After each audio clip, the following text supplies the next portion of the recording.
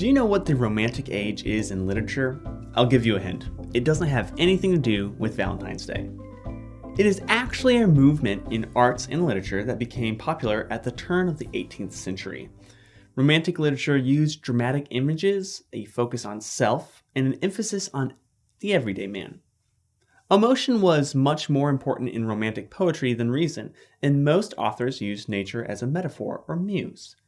William Blake wrote during the late 1700s.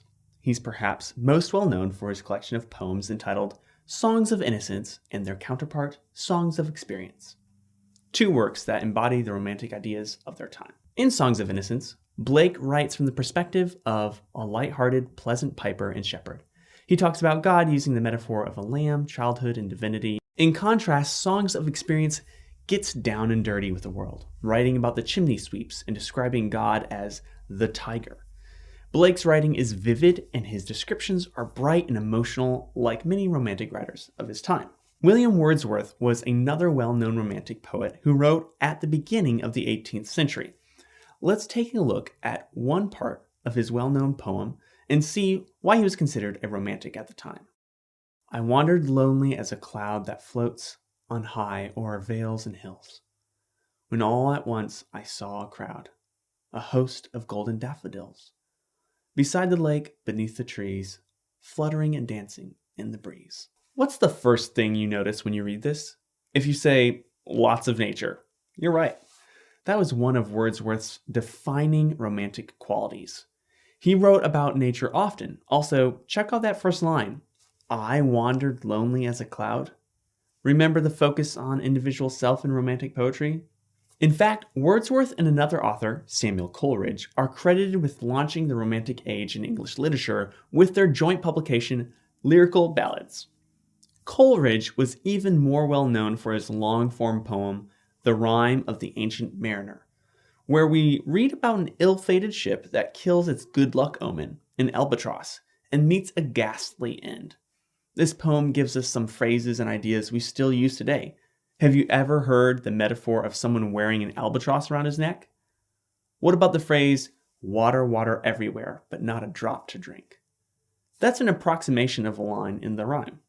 Coleridge used common everyday language to express profound images and ideas, something Wordsworth and most of the Romantics did well. Three other common names from the Romantic period are those of Lord George Byron, Percy Shelley, and John Keats. They all wrote around the late 1700s and early 1800s. They had the style of the Romantic Age, and they were all, at some point, poets. Byron, as his name suggests, was actually a lord, and hugely influential in his age. He has been regarded as one of the greatest British poets, most famous for his epic poem, Don Juan, a long work that was considered somewhat shocking in its time. Humorously, even though Byron is now considered to be part of the Romantic movement, he specifically talked about how much he disliked Wordsworth and Coleridge in one part of Don Juan. While he may not have been a fan of those two, he was friends with our next poet, Percy Shelley. Shelley was never especially famous during his lifetime, although you may recognize the name of his second wife, Mary Shelley, who wrote the novel Frankenstein. Let's look at one of Shelley's well-known poems, Music When Soft Voices Die. Music when soft voices die vibrates in the memory. Odors when sweet violets sicken live within the sense they quicken. Rose leaves when the rose is dead are heaped for the beloved's bed. And so thy thoughts, when thou art gone, love itself shall slumber on. First, we have bountiful nature imagery, but let's look at the content of this poem. Nature is a metaphor for how memories endure after something or someone is gone. It uses vibrant and emotional language. Things we've learned are hallmarks of the Romantic Age. You can't talk about the Romantics without talking about John Keats. Keats was a prolific writer while he was alive, which sadly wasn't very long. He died of tuberculosis at the bright age of 25. But before he did so, he made a significant contribution to literature in general, and the Romantic period in specific. Keats' poetry is characterized by sensual imagery, most notably in a series of odes. Here is a part of Ode to a Nightingale. Look closely at the themes of nature and emotion and the focus on Keats' own individual self. I cannot see what flowers are at my feet, nor what soft incense hangs upon the boughs, but in embalmed darkness guess each sweet, wherewith the seasonable month endows. Even though Keats' works were only in publication for 4 years before his death, he is considered to be one of the main figures of the Romantic poets.